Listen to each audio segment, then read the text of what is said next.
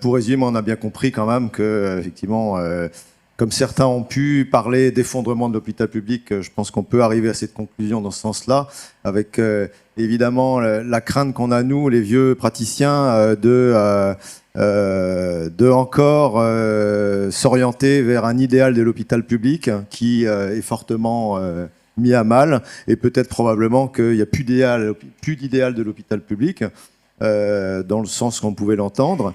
Nous, en tant que praticiens, en tout cas, et de médecins.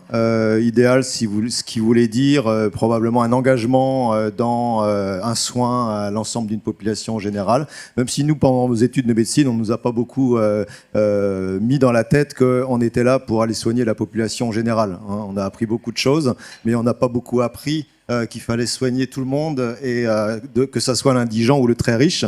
Je ne sais pas si vous, mais moi, on m'a jamais appris que l'hôpital public était là pour soigner les pauvres, les indigents et les très riches. Voilà, on a appris dans notre pratique quotidienne que c'était le cas, en fait. On t'a pas parlé beaucoup, effectivement, des soignants, des infirmières, des aides-soignantes qui, effectivement, vivent mal les conséquences de cette budgétarisation, austérisation de l'hôpital, qui vivent mal parce que leurs conditions de travail, disent-ils, se dégradent de plus en plus. Alors, la question que je voulais éventuellement te poser, c'est comment une politique budgétaire qui ne s'arrêtera pas, dans le contexte européen de destruction des services publics et d'obsession d'une dette qui est, rappelons-le quand même, qu'une construction sociale, une dette publique, c'est une construction sociale.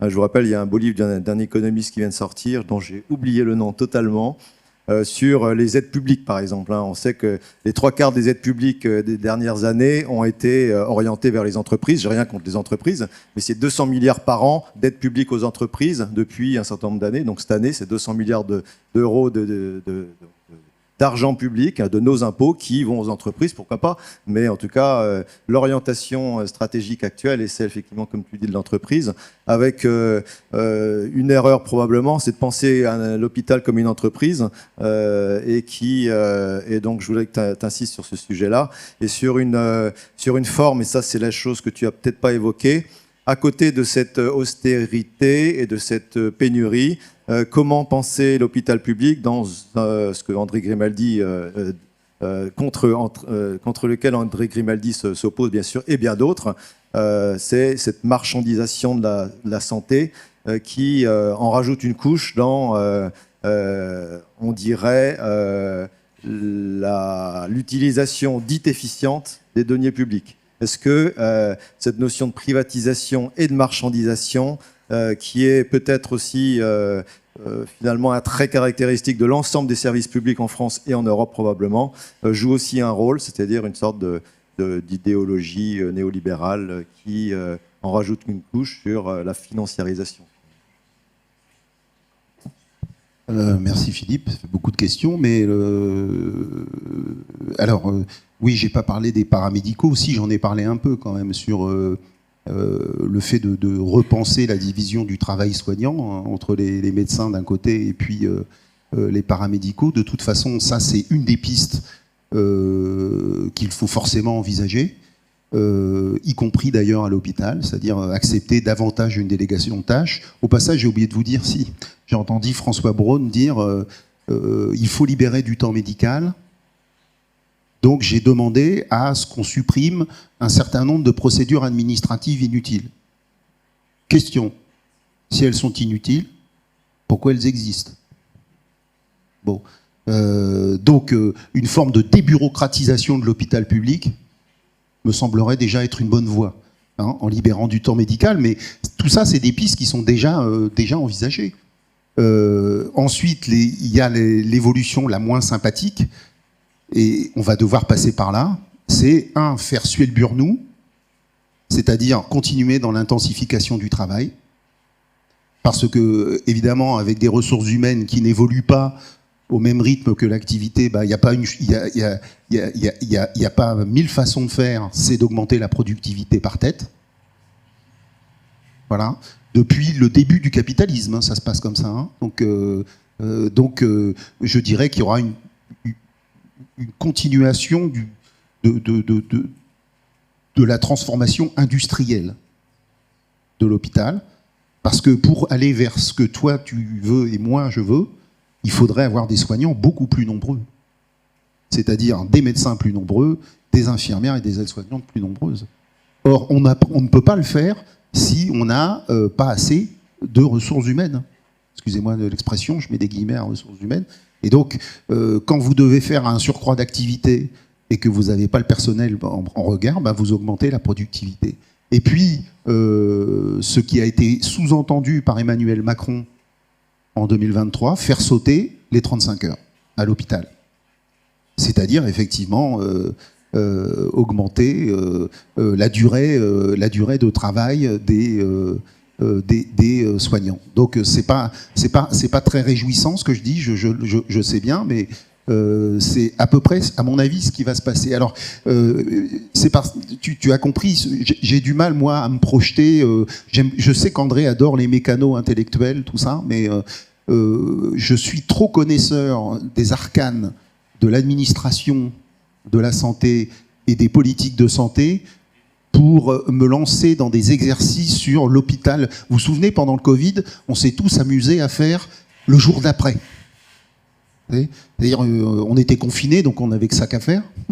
Enfin, moi, j'étais confiné, on avait tous que ça qu'à faire. Enfin, la plupart des Français. Alors, il y a plein de gens qui ont imaginé le jour d'après. Vous avez vu la gueule du jour d'après? On a commencé par une réforme des retraites. Bon, donc j'avoue que j'ai du mal à me lancer dans des exercices purement intellectuels qui vont dire oui, il faut sortir de la marchandisation de l'hôpital, etc. Oui, dans l'idéal, oui, mais c'est pas ce qui va se passer en fait. Voilà, parce que il y a le phénomène que j'ai signalé, le phénomène d'inertie des hôpitaux. Alors donc, moi, ce que je trouve dans toute crise, finalement, hein, la crise, vous savez, c'est un terme médical, donc. C'est le kéros, hein, c'est ce petit dieu ailé qu'on saisit par les cheveux. Il y a des choses qui vont être bénéfiques dans la crise. Peut-être que ça va obliger les équipes sur le terrain à repenser la division du travail entre eux, entre les différents acteurs de l'hôpital. On s'en parlait tout à l'heure, il me semble que ça serait bien dans la gouvernance d'aller vers davantage de subsidiarité, c'est-à-dire laisser faire absolument ce qui peut être fait à un niveau local, au niveau du service, puis au niveau du pôle, puis éventuellement plus haut. Donc ça peut favoriser de nouveaux modes d'organisation des hôpitaux, parce que et donc ça c'est le côté bénéfique de la crise, mais il y aura forcément un côté maléfique. Et le côté maléfique, ça sera celui-là. Ça sera l'intensification du travail et le verrou des 35 heures qui va sauter. La réponse de Macron dans son annonce c'était organisez-vous, on a compris. Hein, donc faites au mieux avec le moins que vous avez. Et donc tout ça c'est un problème d'organisation. Et on sait très bien que effectivement s'organiser avec peu, ça reste compliqué. Il y a des questions dans la salle? Alors moi j'ai juste quand même j'aimerais apporter juste une petite nuance, c'est que on a quand même l'impression dans vos propos, alors je sais que je suis en situation de faiblesse dans cette salle, mais qu'il y a une opposition entre la médecine libérale d'un côté, les méchants dépensiers, et les gentils hospitaliers de l'autre côté.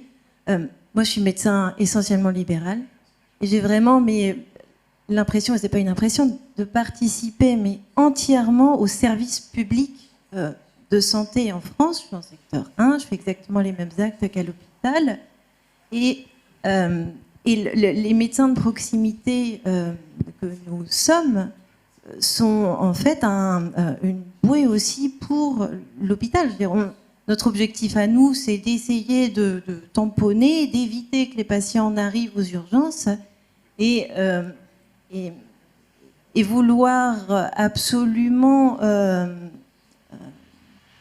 nier en fait cette activité de fond. En fait, nous, on est des petites fourmis travailleuses. Alors c'est vrai qu'on n'est pas des héros, on ne sont pas beaucoup de gens, mais on fait un petit travail du quotidien pour essayer d'éviter qu'ils n'arrivent à l'hôpital, qui fait entièrement partie du service public. Moi, je me considère comme faisant partie du service public hospitalier. Je voudrais juste te répondre avant la salle, c'est que quand tu dis, Frédéric, qu'effectivement, l'hôpital est une variable d'ajustement de l'Ondam, par exemple, de cette sacrée enveloppe fermée, je crois, en tout cas, je ne dévoile pas ce que je ne dis pas au contraire de ce que tu dis, c'est que c'est l'hôpital qui a souffert. On n'est pas en train de dire, on effectivement... souffre aussi, tu sais. Oui, non, mais en tout cas, sur le plan purement budgétaire, c'est ce qui s'est passé dans une enveloppe fermée. Est-ce qu'il y a... Je voudrais juste préciser mon propos juste là-dessus, parce que je pense qu'il y a un malentendu. Évidemment que les médecins libéraux, notamment et surtout de secteur 1, participent pleinement du service public, de ce que moi j'appelle le service public de la santé de proximité. Et si nos actes augmentent, c'est que vous travaillez bien, de fait, vous les sauvez, les gens. Mais après, tous ces gens qui ont été sauvés, qui ont été opérés, qui ont été implantés, qui ont été stentés, eh ben, il faut les voir, il faut les revoir, et encore, et encore, et encore. Et comme on essaye de travailler tous au mieux, on les tient longtemps, ces gens-là. Et donc, c'est vrai que ça fait des dépenses ambulatoires de plus, on est d'accord. Mais c'est parce que tous ensemble, on les fait vieillir. Et on les fait vieillir avec des médicaments de plus en plus chers et avec des actes de plus en plus techniques. Il y a une interaction qui ne peut qu'aller dans le sens de la dépense ambulatoire. Et effectivement, en fait, la seule absurdité du système, c'est l'Ondam. Effectivement, on est d'accord, on ne peut pas faire vieillir une population de plus en plus malade, de plus en plus chronique, avec des médicaments de plus en plus chers et des actes de plus en plus techniques, dans une enveloppe fermée. Un enfant de CM2 le comprend. Donc, la seule absurdité de tout ça, c'est pas du tout il y a les libéraux d'un côté et les hospitaliers de l'autre. La seule absurdité dans tout ça, c'est qu'il manque des lits à l'hôpital et c'est qu'on a un Ondam qui est complètement fou et qui est absurde en rapport avec les possibilités thérapeutiques qu'on a aujourd'hui. Moi, ce que je trouve dommage, c'est que parfois, je trouve que les médecins libéraux sont parfois... Alors attention, ce que je vais dire, ça va me revaloir une batterie d'insultes, mais bon, ils sont parfois très mal représentés, quoi. J'adhère. Quand on voit la représentation sur le mode plus libéral que moi, tu meurs. Mais il ne faut pas oublier toutes les petites fourmis du quotidien. Oui, non, mais je sais bien. Et qui n'ont qu'une seule envie, c'est pas de s'acheter une piscine. Je me fous des revendications, c'est pas ça. Mais qui essayent juste de pouvoir voir les gens avoir avant justement qu'ils arrivent aux urgences. Et il faut pouvoir voir ce patient en FA à 130 avant qu'il ait besoin d'aller aux urgences. Et ça, on est là pour ça. Hein. Quand on regarde, par exemple, la répartition des médecins, et notamment les cardiologues libéraux sur le territoire, c'est encore pire que les médecins généralistes. C'est ça qui me pose problème. Si on veut un vrai service public, les petites fourmis du service public, je suis d'accord, mais dans ce cas-là, il y a un problème, c'est qu'il y a des territoires entiers où l'accès à un spécialiste libéral est très difficile. Pas assez nombreux, mais il y a toujours eu des inégalités, et très fortes inégalités en matière de répartition des spécialistes sur le territoire. Donc c'est pour ça que je dis que parfois vous êtes mal représentés, c'est-à-dire que l'exercice libéral issu de la Révolution française et puis surtout du 19e siècle, est aujourd'hui plutôt un frein à l'établissement d'un vrai service public de la santé de proximité. C'est ça que je voulais dire. Il y a un certain nombre de tabous dans la médecine libérale, ça on est d'accord. Il y a une question dans la salle, il y en a plein, je suis sûr. J'ai une petite réflexion là justement sur le budget, l'austérisation, on va dire, de l'hôpital. On entend bien qu'effectivement il n'y a plus de moyens à l'hôpital, il n'y a plus assez de médecins, et d'ailleurs que ce soit à l'hôpital ou en libéral, j'aurais voulu savoir quelle était la part, parce que dans le budget commun, dans l'Ondam, quelle est la part du budget hospitalier, médical, paramédical, du fonctionnement, et aussi du médicament, on va dire, de l'argent qui va aller... parce que finalement, on a l'impression qu'il y a quand même un contraste qui est assez saisissant, c'est qu'on veut faire toujours plus à l'hôpital avec une demande qui augmente, avec des moyens qui baissent, et des moyens humains aussi qui baissent, alors qu'on a une stratégie on nous a appris la médecine comme ça, et c'est toujours le cas, du quoi qu'il en coûte médical.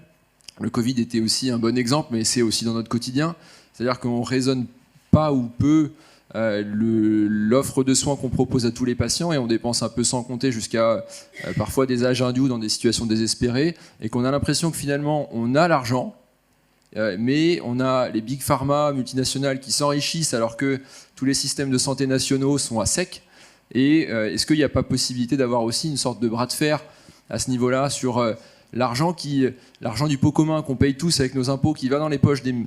Alors certes, il est quand même en premier lieu pour le service du patient, on n'est pas dupes, ils font aussi du bon boulot et on a besoin d'eux, hein. C'est pas pour jeter la pierre aux labos et aux pharmaceutiques, mais on fait du travail ensemble au service du patient, mais est-ce qu'on ne devrait pas raisonner aussi cet argent qui finalement aide le patient à un instant T, mais va aussi et surtout dans les poches de ces laboratoires qui s'enrichissent, entre guillemets, et qu'on n'a pas la capacité à réorienter l'argent qu'on dépense pour ces médicaments et pour ces traitements, alors qu'on n'a pas la possibilité d'avoir l'effectif médical et paramédical suffisant. C'est-à-dire qu'on est capable de faire des soins extrêmement coûteux à des patients très âgés, mais on n'est pas capable d'avoir assez d'infirmières et d'aides-soignants dans les services ou pas assez d'instituts dans les écoles maternelles. C'est-à-dire, est-ce qu'on préfère dépenser notre argent sans compter pour les nonagénaires, ou est-ce qu'on préfère les mettre en école maternelle?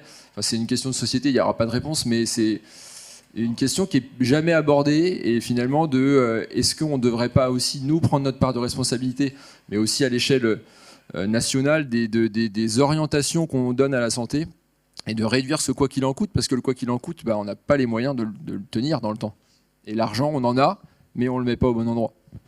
Non, mais vous soulevez une question fondamentale avec celle notamment du médicament à l'hôpital, parce qu'il faut s'attendre effectivement à une augmentation que j'appelle, moi, je dirais préoccupante des coûts des médicaments à l'hôpital. Et donc, on va rogner sur les ressources humaines. Moi, je suis membre de la CESP, donc c'est la commission médico-économique. Je vais vous raconter une anecdote, parce que voilà, je suis membre de la commission médico-économique de la Haute Autorité de Santé. Donc, c'est là où on évalue, je dirais, le rapport coût-efficacité des médicaments. Quand je suis arrivé, j'étais estomaqué. La première séance, c'était, je ne sais plus combien, j'ai peur de dire un chiffre, donc je ne vais pas vous dire de chiffre, mais c'était un chiffre qui était déjà conséquent. Bon, et c'était notamment en immunothérapie. Pour les cancers, ça c'est... Bon, et donc je lui dis, c'est énorme comme prix de médicaments, ça, enfin, réclamé par l'industriel. Il m'a dit, Frédéric, on voit là que c'est nouveau. Parce que tu vas voir, ça c'est un médicament pas cher. On va en voir passer des beaucoup plus chers. Et de fait, la pente fait ça. Donc, et ça ne va pas s'arranger, parce que non seulement les industriels sont effectivement de plus en plus gourmands, parce qu'il y a eu financiarisation de l'hôpital, mais aussi financiarisation de l'industrie pharmaceutique. Parce qu'aujourd'hui, un laboratoire, ce qu'on appelle Big Pharma, c'est pas du tout... Ils ne cherchent plus. Ils ne cherchent rien. C'est des fonds financiers qui se font un portefeuille de start-up. Souvent d'ailleurs financés avec l'argent public. D'accord ? Et puis ils se font un portefeuille, et puis une fois que ils voient que ça va déboucher, paf, ils prennent et ils vendent le reste. Vous voyez ? Et c'est surtout d'ailleurs des médicaments de niche qu'on voit apparaître. Donc les coûts, effectivement, sont croissants. Et là, moi, je suis vraiment inquiet sur la soutenabilité financière,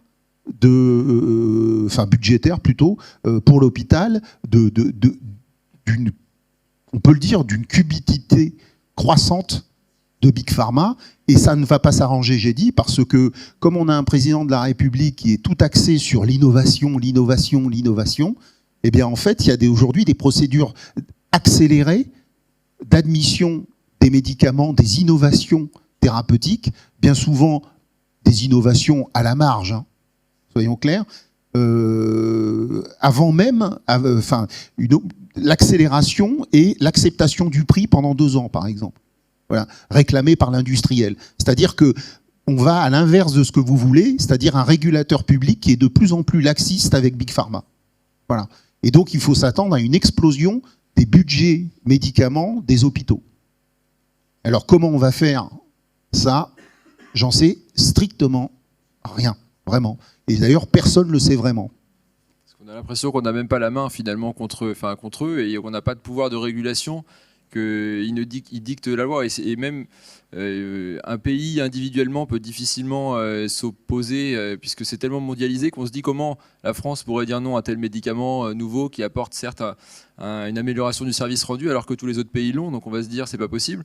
Et on continue comme ça. Mais c'est vrai qu'on a l'impression que c'est infini, on paye de plus en plus. Et pour une amélioration pour le patient qui est souvent à la marge, toutes les spécialités sont concernées, je pense, et c'est médical, chirurgical, tout, technique ou médicamenteux, mais c'est vrai qu'on accepte des choses qui sont décorrélées je pense, du coût de ce qui nous manque par ailleurs, quoi. On dépense pour le médicament sans compter et on n'a pas d'argent pour payer et on a l'impression de serrer la vis, de faire plus avec moins de moyens, quoi. Alors, ce qui pourrait inverser la chose, c'est les pénuries. Les pénuries qui fait que on repense de plus en plus en termes de liste de médicaments essentiels à financer. Voilà, dire c'est pas la peine de financer l'innovation qui a une amélioration du service médical rendu marginal alors qu'on n'a plus d'amoxicilline par exemple. On sent bien finalement que la réflexion elle est autour du service public en général.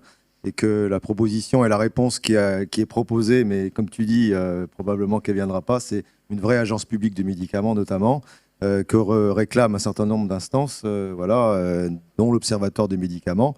Et comment arriver à ça, à part, comme tu dis, une révolution citoyenne pour remettre du service public dans notre manière de penser le collectif, de penser la santé comme un bien commun. Et on voit bien que ça, on est dans de l'idéal certainement, et que toi tu restes inquiet. Et nous, on est tous inquiets. Comment finalement les citoyens, c'est-à-dire en gros ceux qui sont concernés par finalement leur propre santé, peuvent remettre un petit peu comment ils peuvent être écoutés, et comment ils peuvent agir. C'est toute la question posée. J'imagine que tu n'as pas de réponse. Mais moi, je pense qu'en tant que soignant, on a une responsabilité aussi là-dedans. On a la responsabilité déjà d'avoir conscience du fait que les actes qu'on fait, les médicaments qu'on prescrit, ils ont évidemment un bénéfice pour les patients qu'on soigne, hein, mais ils ont un coût pour la société. Et moi, dans mes études, pendant mon internat et même pendant mes jeunes années de jeune cardiologue installé, c'était pas du tout un paramètre qui est apparu.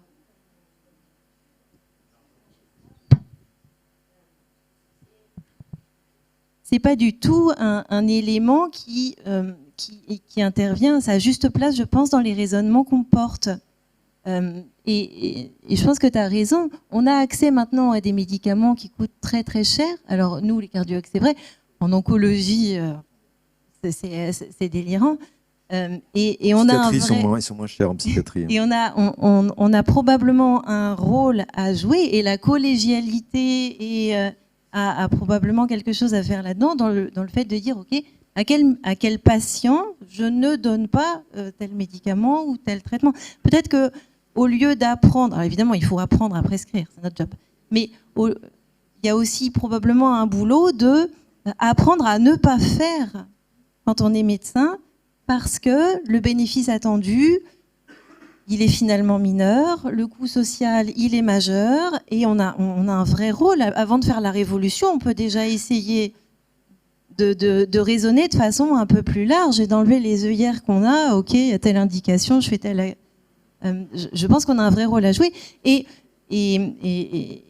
c'est vrai, tu le disais, il y a un tabou à lever probablement aussi par rapport aux grands âges, au fait que c'est pas inéthique de ne pas donner à quelqu'un de très vieux le même traitement que quelqu'un de jeune. C'est pas vrai.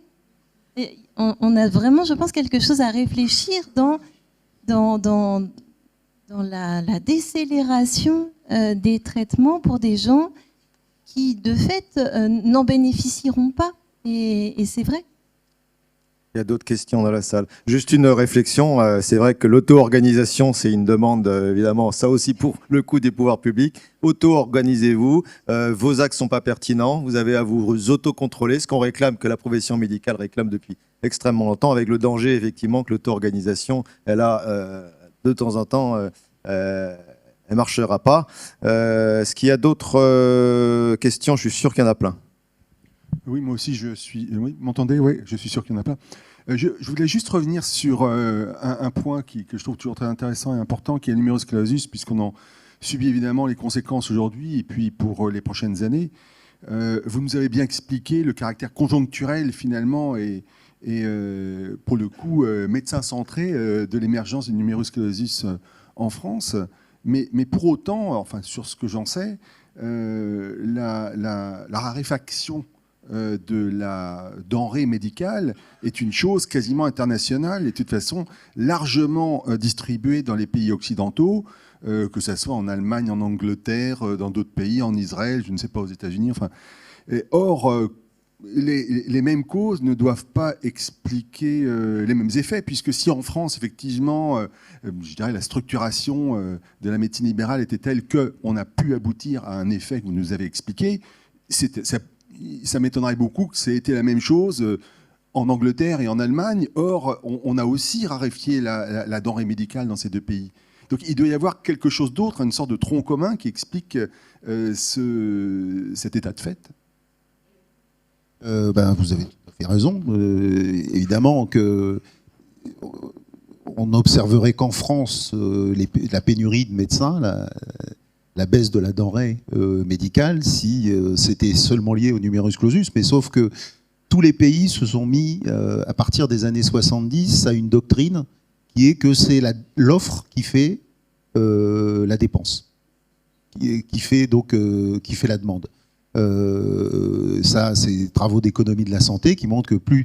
Alors, vous savez, c'est la fameuse expérience, vous regardez un territoire à l'instant T, et puis vous regardez à l'instant T +1 où il y a plus de médecins, et vous apercevez que le revenu des médecins, enfin le revenu par médecin augmente.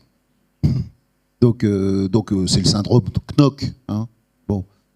Et donc tous les pays s'y sont mis. Sauf qu'en France, on a une difficulté particulière, comme je l'ai dit, c'est la réticence liée à un traumatisme historique, donc les officiers de santé, à la délégation de tâches. C'est-à-dire que les autres pays et dans d'autres pays européens, notamment la Grande-Bretagne et l'Allemagne, que vous avez cités, effectivement, il y a moins de réticence à libérer du temps médical sur les cas complexes pour le réserver aux cas complexes et à transférer vers des infirmières de pratique avancée ou pas, enfin, c'est l'équivalent à l'étranger. Donc je dirais que la chose qui fait une différence entre la France et les autres pays, c'est que on est très médico-centré. Donc si la denrée médicale vient à manquer, vous voyez, en fait c'est le soin qui vient à manquer, lui-même. Après, ça n'empêche pas qu'il y ait des déserts médicaux, il y en a partout, et que les urgences à Londres, c'est la catastrophe, quoi. Ça suffit pas non plus, le numerus clausus. J'ai encore une dernière petite question. Vous avez parlé des déserts médicaux. Bon, je trouve que évidemment c'est quelque chose qui nous soucie beaucoup. Quelle solution imaginez-vous à la problématique des déserts médicaux, vu la situation de la démographie médicale et paramédicale? Alors je vous réserve ma réponse quand je serai nommé ministre de la Santé. Non, mais évidemment, tout ce qu'on sait déjà, c'est que les mesures incitatives, ça ne fonctionne pas. Voilà, ça fait 10 ans, 15 ans qu'on les fait, ça ne fonctionne pas, il n'y a aucun rééquilibrage territorial avec les mesures incitatives. Et j'ai envie de dire, c'est pas de la faute des médecins. Alors pour le coup, c'est pas de la faute des médecins, ça. Enfin, la crispation sur la liberté d'installation, oui, mais quand même, il faut comprendre les déserts médicaux plus généralement dans l'abandon par l'État de la politique d'aménagement du territoire. C'est-à-dire que pendant très longtemps, on a eu en France une politique, il y avait même un organisme qui s'appelait la DATAR, on avait une politique d'aménagement du territoire qui visait notamment à une bonne répartition des services publics sur le territoire. Hein, des postes, des écoles, des centres des impôts, bon ça on y va moins, c'est moins sympa. Etc. Bon, et ce à quoi on a assisté, c'est l'abandon de cette politique d'aménagement du territoire au profit d'une métropolisation croissante du territoire français. Donc une concentration des richesses, de l'emploi et des services publics dans les centres urbains, que ça soit de grande taille ou de moyenne taille. Et donc du coup, je dirais que finalement les déserts médicaux, étant entendu que de plus en plus de médecins sont des femmes, qu'il faut que le conjoint ait un travail aussi, qu'il faut qu'il y ait une école, faut qu'il y ait, etc. Donc je dirais, là pour le coup, c'est la faute à l'État. C'est la faute à Rousseau, ça. D'accord ? C'est ce mélange détonnant entre l'abandon d'une politique d'aménagement du territoire et la crispation des syndicats de médecins libéraux sur la liberté d'installation qui fait qu'on a ce désastre. On peut dire que c'est un désastre qui est en cours. Donc voilà, je pense qu'il faut... Alors là, je ne vais pas me faire des amis, hein, mais je pense qu'il faudrait dire tout de suite aux jeunes médecins qui rentrent là, puisqu'on est en train d'en recruter de plus en plus, de leur dire, bon, ben, pendant 10 ans, un peu comme les énarques, contre une prise en charge, par exemple, de vos études, bon, ben, pendant 10 ans, vous irez exercer dans... On vous laisse trois zones pour aller vous installer. Voilà, comme un énarque qui sort de l'ENA, bon, ben, il a 10 ans, et puis après, sinon, il est obligé de rembourser ses études. Bon. Alors, vous voyez tout de suite la popularité que j'aurai en tant que ministre de la Santé. Voyez, hein, bon. Mais il faut l'expliquer tout de suite, c'est-à-dire il faut dealer tout de suite. Faut pas dire en cours de route, on change le contrat. Donc ça, c'est pas bon. Donc dire tout de suite, c'est la liberté d'installation, c'est terminé dans 10 ans. Voilà. Mais ce qui n'empêche pas de renouer avec une politique d'aménagement du territoire. Et donc là, qui pose la question de la dépense publique. Alors nous avons la chance dans la salle d'avoir un collègue québécois qui me regarde tout de suite. Sur la problématique des déserts médicaux, je crois qu'il y a quand même une solution qui a été proposée, qui est faite. Et dis-moi si voilà, est-ce que le problème des déserts médicaux se pose de la même manière qu'en France ?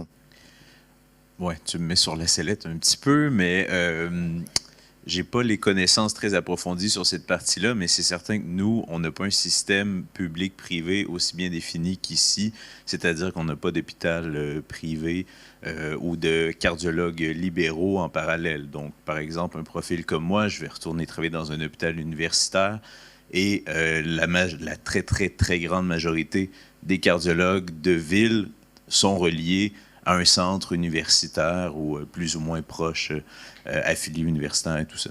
Donc, on n'a pas cette dualité cardiologue libéral, cardiologue public et tout ça. Et bon, ça vient avec le fait aussi que, par exemple, comme un profil comme moi, pour revenir travailler dans un hôpital universitaire, je dois faire une formation complémentaire, faire un fellowship et tout ça. Donc, c'est assez demandant et c'est un peu de cette façon-là que les personnes qui sont un peu moins motivées ou qui ont un peu moins cette ambition-là de s'impliquer dans un centre universitaire vont être poussées dans les centres périphériques, plus ou moins loin, tout dépendant de la définition que vous avez des déserts médicaux. Je pense que nous, on a des vrais déserts chez nous. Mais ça dépend. C'est 1 heure de route pour vous, c'est un désert, mais nous, on a des cardiologues qui sont très isolés à 4 heures de route du plus grand centre. Donc, à Fort Chaimau, est-ce qu'il y a un cardiologue à Fort Chaimau ? Je sais pas, mais il y en a. Des Grands Nord québécois. Bécomo, c'est quand même loin. Il n'y a pas une obligation à la fin des études de faire quelques mois Il n'y a pas d'obligation, mais il y a une limite en termes de recrutement de cardiologues en ville à la fin de la formation. C'est-à-dire que moi, pour avoir mon poste en ville, j'ai dû être ici pendant 2 ans et être affilié à un centre universitaire à mon retour et tout ça. J'aurais pas pu m'installer en clinique à côté de l'hôpital. J'aurais pas pu. J'ai pas le droit. J'aurais pas de poste et j'aurais pas de rémunération du gouvernement parce que je suis payé à l'acte, oui, un peu comme un cardiologue libéral, mais dans un système complètement public. Donc, je suis rémunéré à l'acte, mais c'est le gouvernement quand même qui décide si j'ai le droit de travailler à un endroit donné. Sinon, j'ai pas le poste, j'ai pas le droit de travailler là. C'est bien pour ça que je l'ai fait parler. Je voulais juste préciser une chose, parce que moi, pour le coup, j'ai fait 2 ans à Montréal. Ce que fait Pierre ici, je l'ai fait là-bas. Et je trouve quand même que le système de santé québécois s'apparente plus au fonctionnement du Confluent qu'au fonctionnement de l'hôpital public ici. C'est-à-dire que ça reste des cardiologues qui sont payés à l'acte qu'ils font au quotidien. Ils vont être rémunérés pour chaque acte qu'ils vont faire sur leur journée, ce qui n'est pas du tout notre cas, qui sommes salariés avec un forfait à la fin du mois. Donc c'est un petit peu différent quand même le système public là-bas.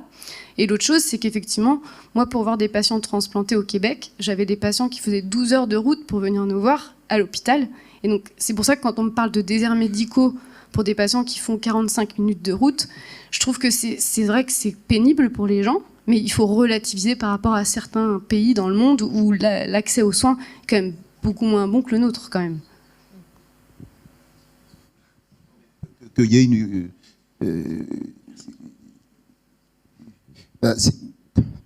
il y a une affaire évidemment de perception dans les déserts médicaux, effectivement. Enfin, il y a une question subjective.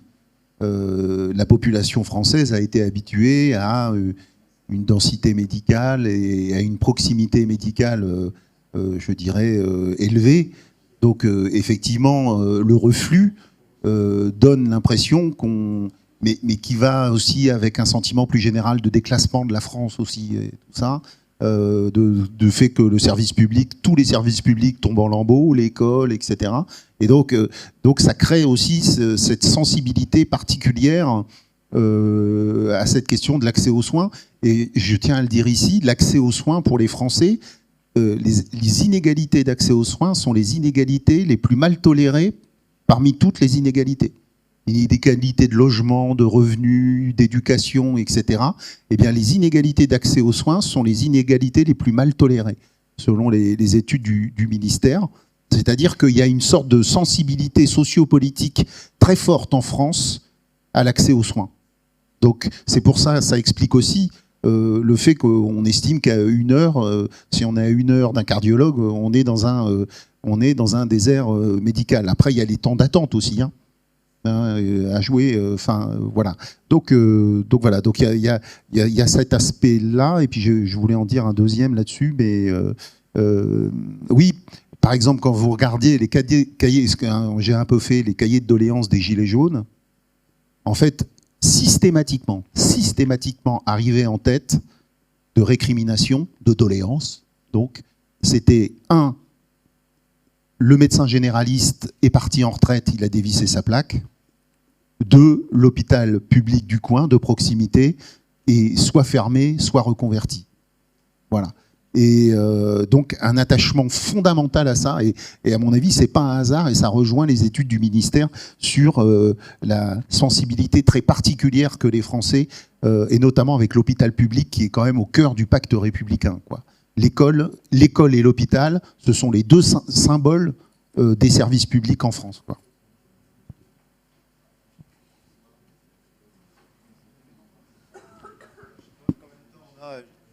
C'est fini là? C'est open? Vous n'avez pas de session après là?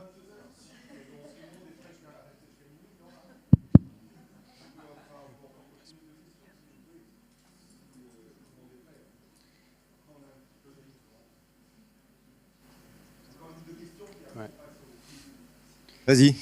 J'ai une petite question très rapide. Qu'est-ce que vous pensez de la loi RIST qui est arrivée il y a peu dans la législation? Est-ce que vous pensez que c'est bien pour l'hôpital public, ou finalement ça va aggraver l'état de santé des patients en raison d'une augmentation de la rapidité de la désertification médicale? Visez, parce qu'il y a plein de choses dans la loi RIST en fait. Alors, vous visez quoi particulièrement? Moi, je visais plus particulièrement au niveau de la diminution des rémunérations pour les intérimaires, par exemple. On va voir notamment les effets, je pense, cet été aussi dans certains services. C'était plus ma question dans ce sens-là. Oui, d'accord. Bon, déjà, on en parlait avec Philippe tout à l'heure. Les 2 statuts là, intérimaires, et c'est quoi le contrat de type 2 crée des inégalités pour une même activité au sein d'un même établissement, et si on rajoute en plus les titulaires, ça fait 3 statuts. Ça fait 3 statuts pour le même métier. Je trouve que ça fait beaucoup. À titre personnel, je trouve ça assez étrange, bon, même et assez aberrant. Après, j'ai envie de dire, enfin, bon, on se parle franchement, hein. Je trouve ça assez, alors que la population française est en train de se paupériser. D'accord ? La population française, dans les catégories populaires et les classes moyennes, c'est une baisse de pouvoir d'achat à laquelle on est en train d'assister. D'accord ? C'est pas seulement lié à l'inflation, c'est lié à la stagnation salariale, etc., même si on nous dit que ça augmente. En tout cas, il y a une perte de pouvoir d'achat. Ça, c'est particulièrement net. Donc, je trouve ça un peu dommage. Et je trouve que même ça va peut-être être à long terme, comment vous dire,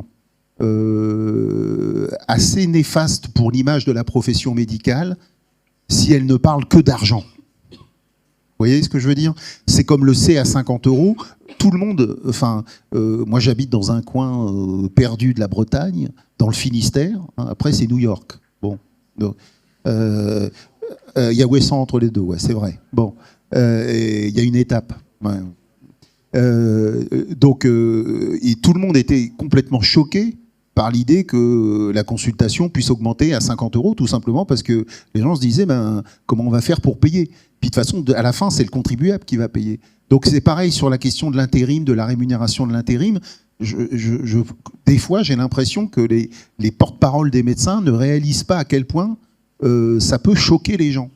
Et donc, ça c'est dommage parce que, et on l'a déjà vu, ça va donner lieu à un backlash qu'on a déjà vu dans d'autres pays dans les années 70 aux États-Unis.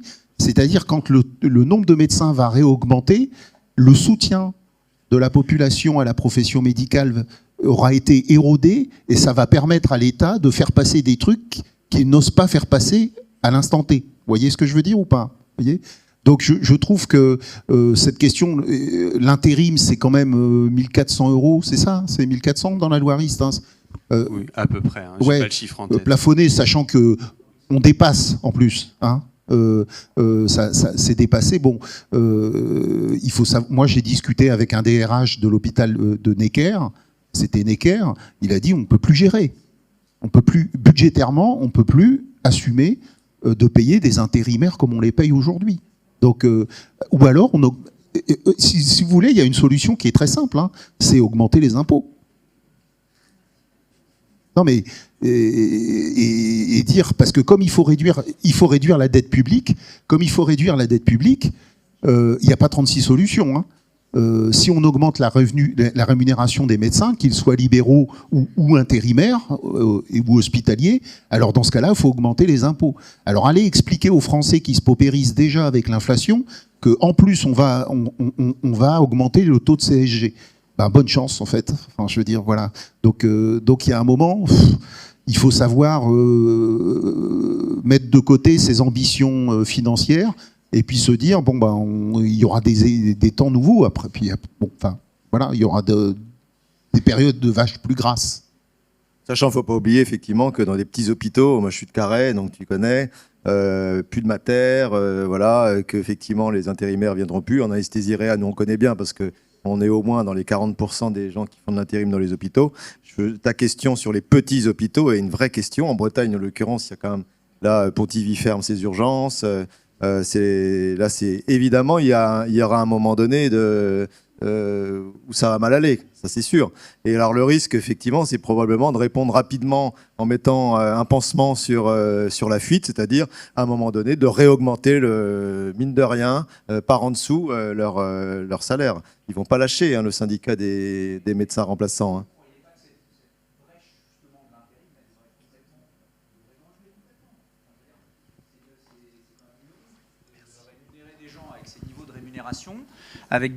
Qui font tourner des hôpitaux et qui finalement pourraient être engagés dans ces hôpitaux, certes peut-être avec des salaires un petit peu moins importants, mais qui permettraient de faire vivre ces hôpitaux. Et donc en bloquant finalement ce genre de rémunération, c'est quand même une... D'où la proposition d'ailleurs du statut PH type 2, je sais plus ce que ça veut dire. J'ai regardé, c'est au moins 2 fois notre salaire quand même. Hein. C'est-à-dire un contrat de 3 mois ou de 6 mois, c'est-à-dire essayer de les tenir. Donc encore une fois, ça va créer des concurrences, ça fout le système complètement. On marche sur la tête, on l'a vu là avec les hublots, les remplacements pour les infirmières, où on avait des infirmières qui étaient à la fois des infirmiers et des infirmières qui étaient payés avec un salaire, et puis elles avaient leurs collègues qui étaient payés 2 fois plus cher pour faire la même tâche. Enfin, on marche sur la tête, quoi. Pour la cohésion des équipes, déjà l'intérim c'est pas bon. On sait que la qualité des soins, c'est lié à la cohésion des équipes, à le degré de connaissance, d'interconnaissance, je fais confiance à mon collègue, etc., donc, ou à ma collègue, etc. Donc, effectivement, de toute façon, on ne peut avoir qu'une image négative de l'intérim. Voilà. Parce que ça crée des concurrences, des jalousies, du ressentiment aussi chez des statutaires, qui fait que ça va miner encore la cohésion des équipes. Et puis, mais je dirais, là encore, l'État paye sa politique budgétaire à courte vue. C'est-à-dire plutôt que d'avoir eu une politique cohérente d'augmentation, enfin de rémunération des professionnels de santé, et je parle du global, aussi bien libéraux que hospitaliers, etc., d'avoir une vision globale et par spécialité, eh ben on a augmenté par à-coup, et puis après maintenant on arrête, puis maintenant on crée l'intérim, etc. Bon, ça n'a aucun sens. C'est de la politique de gribouille, voilà, et qui à la fin nous revient beaucoup plus cher.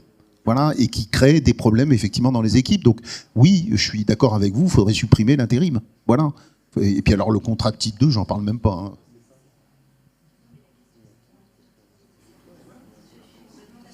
Ces gens-là qui font de l'intérim, il va bien falloir qu'ils s'installent. Il va falloir qu'ils vivent.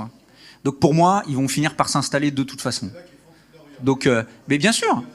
Mais non, mais très bien. Mais le jour où ça n'existe plus, il va bien falloir qu'ils vivent. Donc il y a un moment, c'est toujours pareil. C'est comme pour les déserts médicaux ou les endroits. On dit il y a beaucoup trop de cardiologues à tel endroit. Où, on plafonne. On dit au-delà de tant de personnes, il n'y a plus personne qui rentre. Et c'est terminé. Ils iront voir ailleurs. Donc il y a un moment où on n'est pas obligé on n'oblige pas les gens à aller quelque part, mais on leur dit juste, bah non, vous travaillez pas comme ça et vous venez pas là. Mais le problème, c'est que maintenant, des déserts médicaux, il y en a tellement qu'il n'y a plus beaucoup de régions qui sont surtendues en cardiologue. Enfin, bah, je crois que même à Nantes, c'est 6 mois de délai. Médical, dans le Morbihan, je te raconte pas, c'est 1 an de délai. Enfin, Frédéric, merci.